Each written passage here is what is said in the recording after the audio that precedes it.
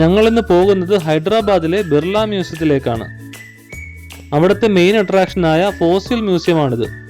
കുഞ്ഞാമ്പിക്കും എമ്പുവിനും ഡിനോസറുകളുടെ കാർട്ടൂണും ഡിനോസറുകളെയും ഇഷ്ടമായതുകൊണ്ട് എന്തായാലും അവയുടെ ഫോസിലെങ്കിലും ഒന്ന് കാണിക്കാമെന്ന് പറഞ്ഞ് കൊണ്ടുപോയതാണ്. തെലങ്കാനയിൽ നിന്ന് കണ്ടെടുത്ത ഈ ഫോസിലിന് 16 കോടി വർഷം പഴക്കമുണ്ട്.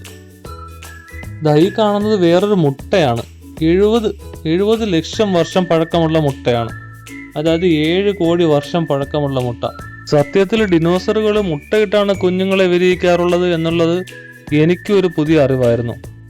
7 കോടി വർഷം എന്നൊക്കെ പറഞ്ഞപ്പോൾ ചിന്തിക്കാൻ പറ്റുന്ന കാലയളവിനും അപ്പുറത്തായിട്ട് തോന്നി. കുഞ്ഞാമ്പിയും എമ്പും കൈവച്ചുകൊണ്ടിരിക്കുന്ന ഈ സാധനം സീ സ്നെയിലിന്റെ ഷെല്ലാണ്. 16 കോടി വർഷം പഴക്കമുള്ള ഈ സാധനത്തിനെ തൊടാൻ 10 വയസ്സിന് താഴെ പ്രായമുള്ള കുഞ്ഞാമ്പിക്ക് എമ്പുവിനും ഭാഗ്യമുണ്ടായി.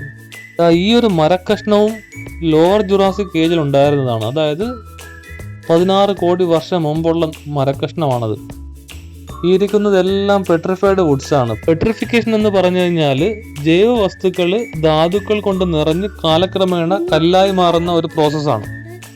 7 അടിയോളം നീളം വരുന്ന ഈ കൊമ്പ് സ്റ്റെഗോഡോൺ എന്ന ആനയുടെ പൂർവികരുടേതാണ്. ഫോസിൽ മ്യൂസിയത്തിലെ കാഴ്ചകൾക്ക് ശേഷം നേരെ പോയത് സയൻസ് മ്യൂസിയത്തിലേക്കാണ്. പലതരം സയന്റിഫിക് പ്രദർശനങ്ങളിൽ ഒന്നായിരുന്നു ഇത്. ഈ കാണുന്ന ഡ്രോയിങ്ങിൽ നമുക്ക് 2 ഇമേജ് കാണാനായിട്ട് പറ്റും. ഒന്ന് യങ് ലേഡിയും ഒന്ന് ഓൾഡ് ലേഡിയും. ഞാൻ എത്ര ശ്രമിച്ചിട്ടും എനിക്ക് ഓൾഡ് ലേഡിയെ മാത്രമേ കാണാനായിട്ട് പറ്റിയിട്ടുണ്ടായിരുന്നുള്ളൂ. രണ്ടും കാണാൻ പറ്റുന്നവർ ഒന്ന് കമന്റ് ചെയ്യണേ. ട്രാൻസ്ഫോമറിന്റെയും ഡൈനാമോയുടെയും ഇൻവിസിബിൾ സ്ട്രിങ്ങിന്റെയും അടങ്ങി നിരവധി പ്രദർശനങ്ങൾ പിന്നെയും ഉണ്ടായിരുന്നു. ആദ്യം എല്ലാം വായിച്ച് പറഞ്ഞ് ചെയ്ത് കാണിച്ചു കൊടുത്ത ഞാൻ പിന്നീട് സൈഡായി. പിന്നെ ഒരു മടുപ്പായി.